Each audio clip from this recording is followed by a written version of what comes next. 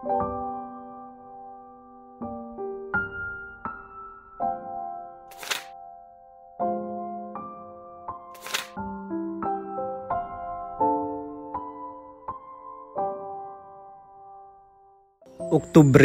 25, 2025, Sabadohan ikakaruhaan kag siyam nga simanahan katuigan. Nga na natin Ebanghelyo yan ang adlaw, kinuha didahan Ebanghelyo sumalakan San Lucas, Kapitulo 13, versikulo 1, tubtub ka 9. Pagbasa, tikangan santos nga Ebanghelyo sumalakan San Lucas. Hito nga panahon, may mga tao didto nga nagsumat kan Jesus. Hiunonghan mga taga Galilea, naging pamatay ni Pilato, samtang nagahalad hira ngadtuhan Dios. Nagbaton Jesus sa ira. Tungod nga pinanmatay ini nga mga taga Galilea hinsugad nga paagi. Naguhuna-huna ba kamo nga nagpapamatuod ini nga mas makasasala hira kayhan iba nga mga taga Galilea? Diri. Susumatan ko kamo nga kung diri kamo bumaya niyo mga sala, mapatay kamo nga tanan sugad haira. Ano man ang hiunonghan na pulo kag walo nga nagkamatay hasiluwe, han kadat ugi haira hanlantawan. Naguhuna-huna ba kamo nga nagpapamatuod ini nga mas makasasala hira kayhan iba nga mga tawo nga naguukoy ha Jerusalem?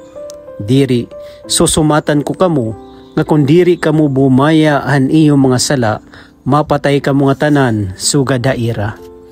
Nga nagsumata ira Jesus sini nga pananglitan. May hadto sa katawo nga may kahoy nga igos nga naturok ka iya uma. Nakadto hiyahin pamiling hanbunga, kundi waray makaagi. Sanglit, ginsiring niya an iya magbarantay han tanaman. Kita adaw, tulo na katuig an akon pagbinalik-balik nganhi, pangitahin bunga hini nga igos, kundi waray ko hinaagian.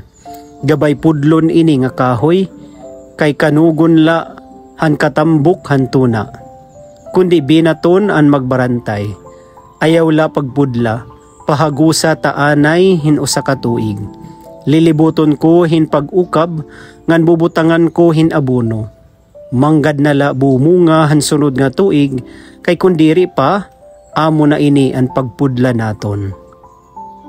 An Ebanghelyo han Ginoo, pagdayawon ka, Kristo.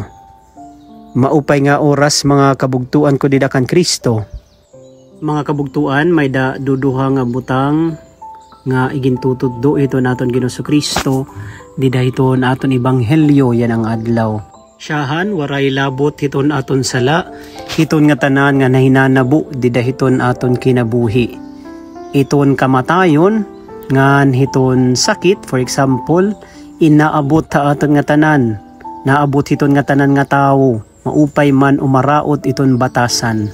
Ngan iton sakit, ngan hiton kamatayon, diri hira punishment tikang hiton Dios. Kay aton Dios, He is not a punishing God.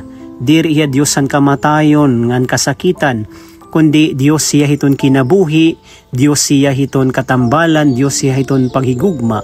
Sanglit gintatawag naton hiya nga aton tatay. Nandiri hiya magbubuhat hin mga butang or mahatag ha aton himbutang nga makakaraot ha aton o magdadara ha aton ngadto hiton karatan. Ikaduha, iton aton sala, sigurado nga magdadara ha aton ngadto hiton karatan kung diri kita magbasol nga bumaya hiton aton mga sala.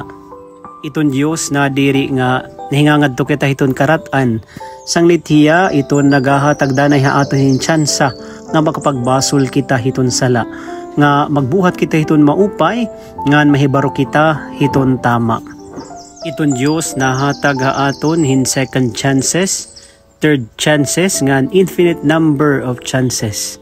Permi kita pinapasaylo hiton Dios ngan kinakarawat niya kung nabalik kita haiya. Iton makuridanay kay hikita, diri kita nahatag hin chance, naret aton igkasitawo or hiton aton kalugaringon. Mga kabugtuan, aada iton pulong hiton Dios ngan mga sakramento hiton aton singbahan, nga amo iton pagkaon para hiton aton kalag. Ngani iton Ebanghelyo in may da permi tutulo nga ginsusugo ha aton nga kinahanglan naton buhaton.